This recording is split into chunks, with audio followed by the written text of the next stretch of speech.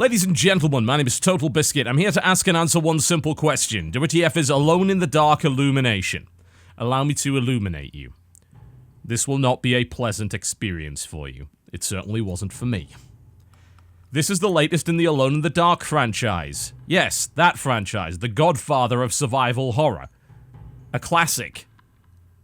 Until they started to run it into the ground, which began with Alone in the Dark, the remake on console, which was terrible, Alone in the Dark Inferno, which was terrible, and this, which is even worse, because not only is this game not at all good, and I will tell you exactly why in this video, but it's not even the same genre.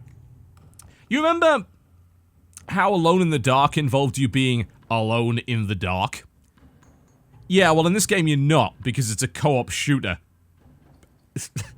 What?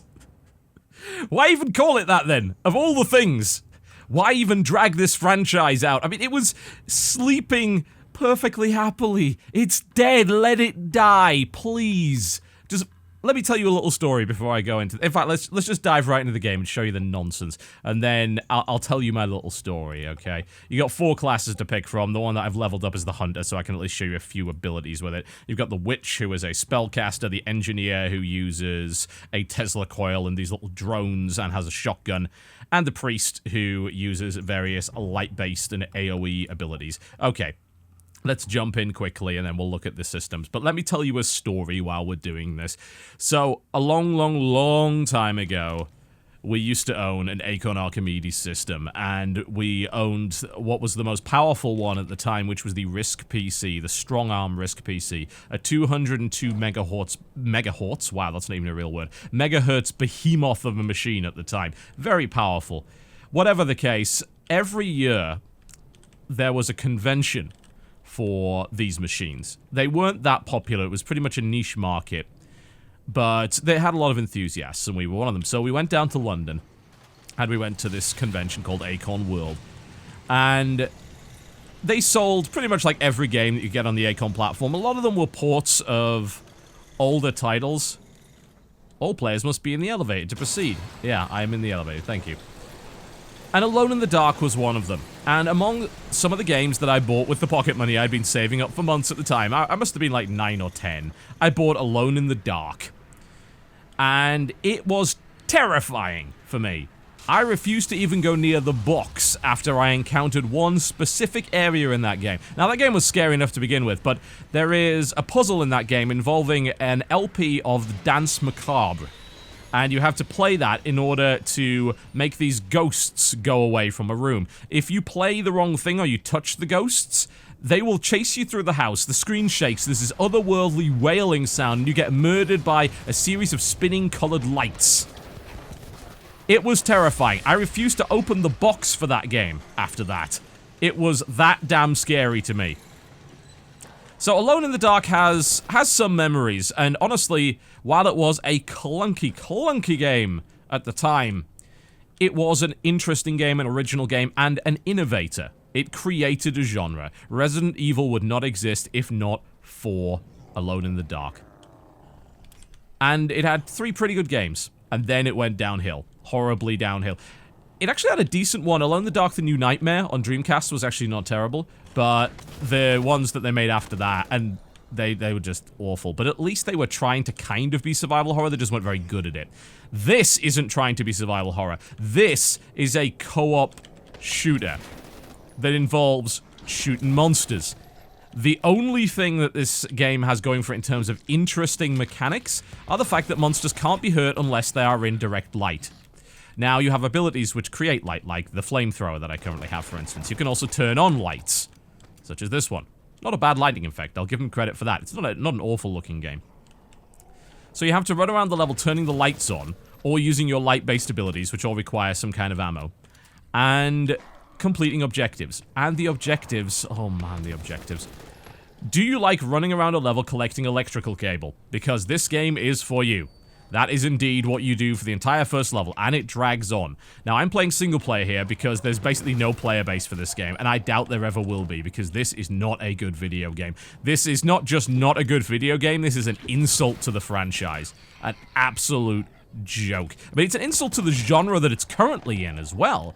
I'm not the world's biggest fan of these co-op shooters. There's a number of reasons for that. I feel that they forget how to create interesting mechanics, and they just replace it with a co-op mode. It's like, oh, it's co-op, so you'll endure the fact that the game is dull and has absolutely no depth whatsoever. And some people actually will. You know, the popularity of Sniper Elite Nazi Zombies, I think, attests to that. But I would play hours upon hours of Nazi Zombies over this. And there's a number of reasons for that. Okay, let's start with the first one. Character customization, or complete lack thereof.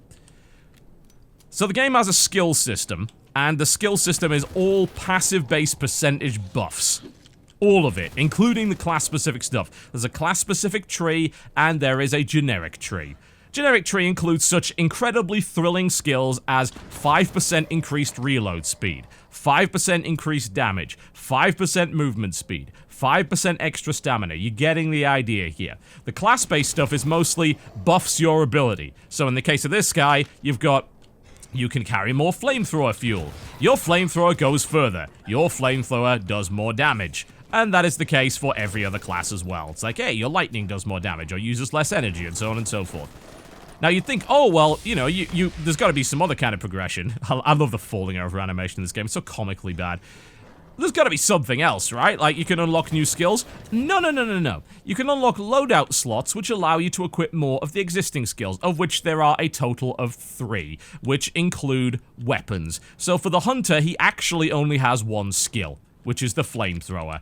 Outside of that, he quite literally can just equip more guns. And there are a total of 3 guns for the hunter, and that is the class with the most guns. There is an M4, this AK, which you start with by default, and a P90.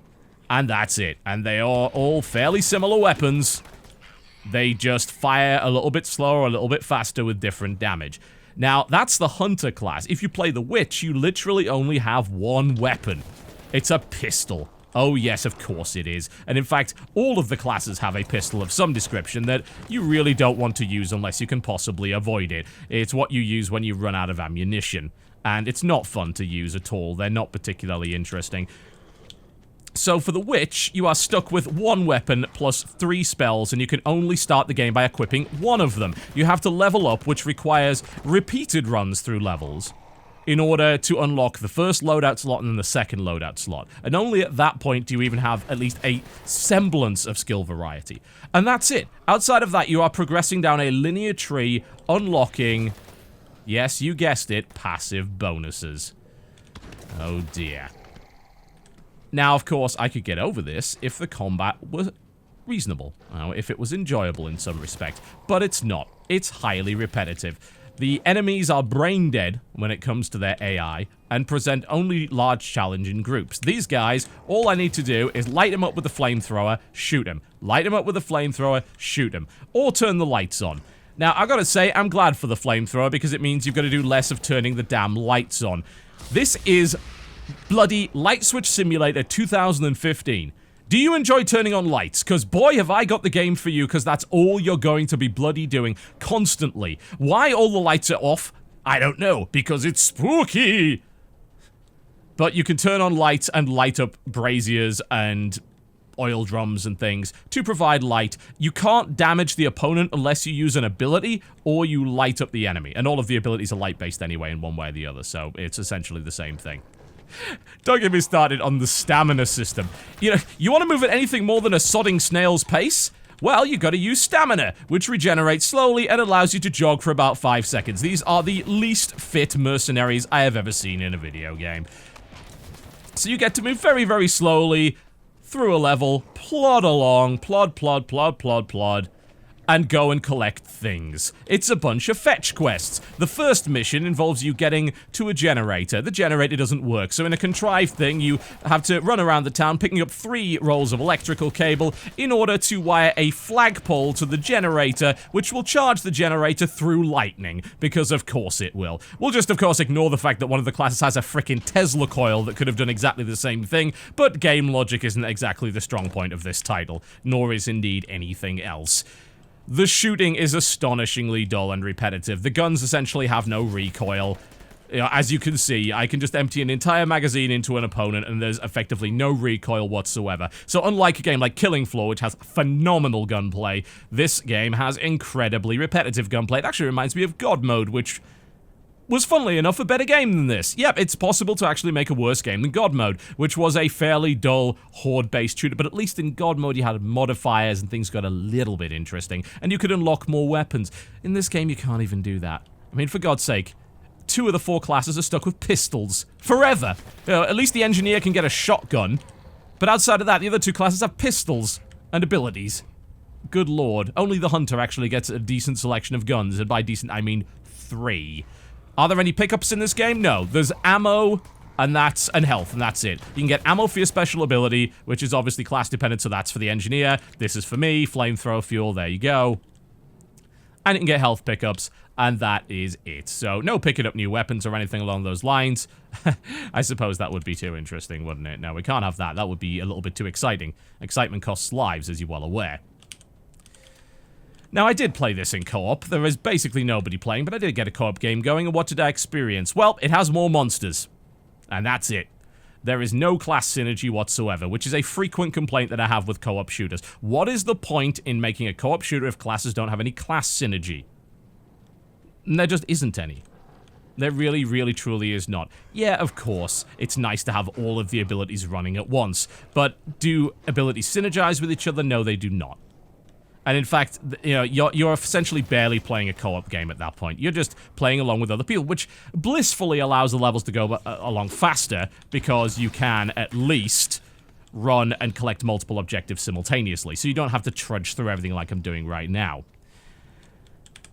Also, another incredibly annoying point, there is no minimap in this game, none whatsoever. You have these highlights, which don't show you the way you actually have to go, because in this level in particular, it's a maze. Now, in the previous level, the ghost town, it seemed fairly obvious as to where you have to go. It's like, oh, I just have to go through here. Guess what? The gate's locked, because doors randomly lock to make the levels more interesting every time you play them, so you have to take different routes through a level. That sounds great in theory. In practice, it is farcically awful, because you tried to take the most direct route to the glowing objective, and you end up running into a brick wall, which often, by the way, involves you getting surrounded by enemies and murdered, because as I said, the enemies are only really a threat when they group in large numbers or you run out of ammunition. Now, enemies randomly spawn throughout the level. I've actually seen them spawn inside a building with a closed door. You can close doors behind you, which makes sense, right? It's like, yeah, they can't get in. Well, I blocked myself in a church. What happened? 2 enemies spawned behind me inside the church, ran to the door, and smashed it from the inside. Because logic. So, that's fun. Yeah, I really enjoyed that. Not to mention, the enemies are annoying as hell to fight. The poison enemies, the enemies that explode. I mean, there's no dodge roll button in this game, so avoiding things like the acid spit is difficult enough. Avoiding the exploding enemies is difficult enough. I can't imagine what horrors it has later on. I don't want to imagine, because I have no intention of going that far. This is a first impression series, as I should very well remind you. And there are times when your first impression of a game is so astonishingly negative that you feel that you just have to get it out there. And this is one of those times. All right, I don't see a scenario where this game gets any more interesting. It's put all its cards on the table within the first couple of levels. And outside of enemy variety and maybe a few interesting objectives later on, I don't see what could possibly make this game more interesting. It is dull in every way.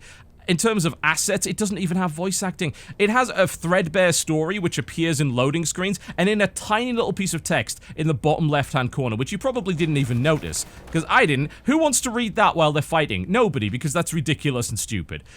They didn't even bother to have someone narrate it to you, which would have actually made a certain degree of sense. I don't even know where I'm going now. These levels are just painfully designed. Get back there. Oh, the gates are locked. And is there a map? No! Because we hate you. Slow-moving, plodding, repetitive, completely creatively bankrupt drivel is what I would call this. It's the desecration of an already desiccated corpse in Alone in the Dark. Why? Can someone explain to me what twisted sadistic joy Atari gets from farming out their treasured licenses to developers that don't know what they're doing? This is developed by a company called Pure FPS, which has really only done another game in the past called Nether Arena, which is just junk, in my honest opinion. This is no better. So it's like you give one of your most treasured franchises to a developer that has no idea what they're doing and tell them, oh, you know this fabled story generational godfather of survival horror? Make a co-op shooter. And call it Alone in the Dark. You know, because we're super sadistic. Like, we have just a twisted sense of humor here at Atari Corporation. I hope you enjoyed Battery Fetching Simulator 2015, because that's exactly what we managed to do here. Go ride the elevator! Oh, we fell over again because of exploding enemies. Yeah. Why would you do this? I mean, even if this wasn't attached to a franchise, it would still be a boring co-op shooter, and there are better ones. Nazi Zombies is better than this. I don't even like that game. But I can see the appeal because it has better gunplay and it has more equipment that you can play with, and at least there's a degree of strategy and planning involved in it. There isn't any here.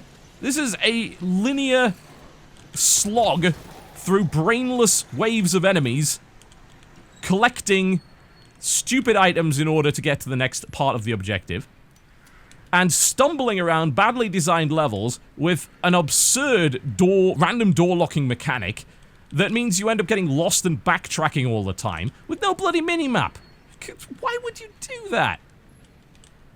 Oh, it boggles the mind. It really does.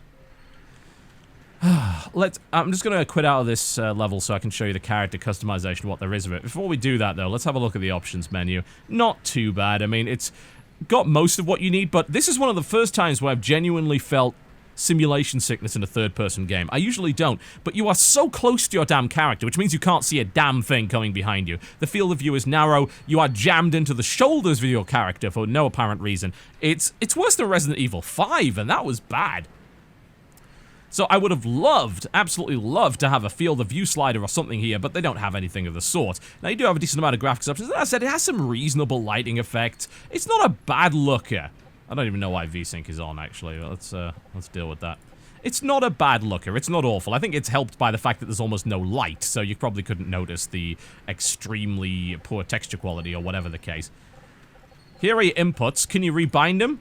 You can, thankfully. You can actually rebind most of them. I believe there's a couple of things which you can't rebind, but for the most part, yes, you can rebind them. Like, you can't rebind the use button, for instance, which defaults to F and isn't in this list for no apparent reason. So if you wanted a button other than F to light things up, you're out of luck for some reason. Is this the way down? I'll probably die. I have no idea. But, you know, oh, and this is an invincible mob. Oh, no, it's not. It's just, for instance, for some reason, taking an entire magazine when usually it takes about 5 bullets. Okay. We can fall down here. I'm sure it'll be fine. There we go. There we go. Oh, this is so depressing. Alright, I'm jumping out of this level. I'm going to show you the character customization, and then I'm going to wrap this up. This is a cynical cash-in. And you want to know the icing on the top of the cake? It's $30 per copy. There's not even a 4-pack. Like, if for some inexplicable reason, say you were a Hound of Hell or Beelzebub the Deceiver, and you wanted to convince your friends to play this game with you, because you are a twisted, sick individual, then you wouldn't even be able to buy a 4-pack. It would be $120 for you and your friends to play together. For this? Are you out of your minds? It doesn't even have a proper single-player mode. It's just playing through the same levels with slightly reduced monster spawn rates. There's barely a story to speak of. There's no narration whatsoever. And the levels are made much, much longer when playing single player because almost all of them seem to focus on find a certain number of things on the map, which of course are much, much quicker to do if you split up. But if you're a single person, you have to slog around the damn level with that terrible stamina bar and your arthritic character in order to complete the level and move on to the next one, where you'll be asked to do essentially the same bloody thing. Let's have a look at skills. My guy's level 9 right now, and this is the skill menu. Oh look, it's all a bunch of passive buffs. How exciting! These are the class skills. They're all a bunch of passive buffs. How exciting! No, no, no, no, no, no, no. They're not. And they're all like this. This is the loadout panel. You know, I was kind of excited when I saw, oh, you get to level 8, you get a new skill. No, you don't. You just get the ability to equip more than one of these. This is it! Your skills are 3 guns. You got what? If I go to the Witch, who I haven't played yet, loadout panel, Pistol, lightning strike. Burning glow, lightning crawler. You get one gun. It's a pistol. That's all you get. If you don't like a pistol, you're out of luck. Same with the engineer here. Loadouts. Shotgun, Tesla coils, spinner. Oh, before level 8, if you want to equip any one ability, you have to sacrifice your decent gun and go back to, you guessed it, a pistol.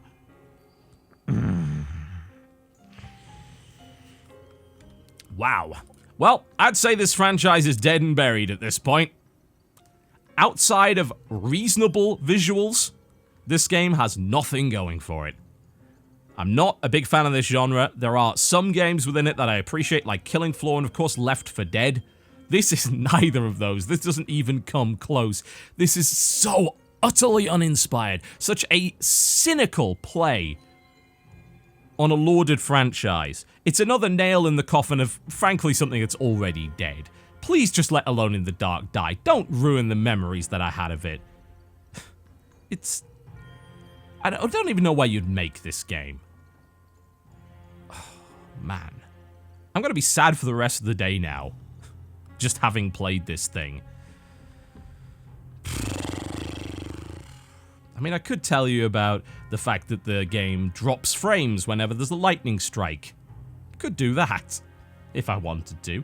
I could tell you how, if you go to find server, the ping indicator doesn't work. Ping -1, congratulations, you have managed to penetrate and destroy the laws of physics. Well done. But those are minor issues, because you don't want to play this game anyway. It doesn't matter if the frame rate drops, because the game's not worth fixing. It's a farce. It's a complete farce. Don't. $30 for this? Who are you kidding? My name's been TotalBiscuit. I'm going to cry in a corner if you don't mind. For my lost youth. I'll see you next time.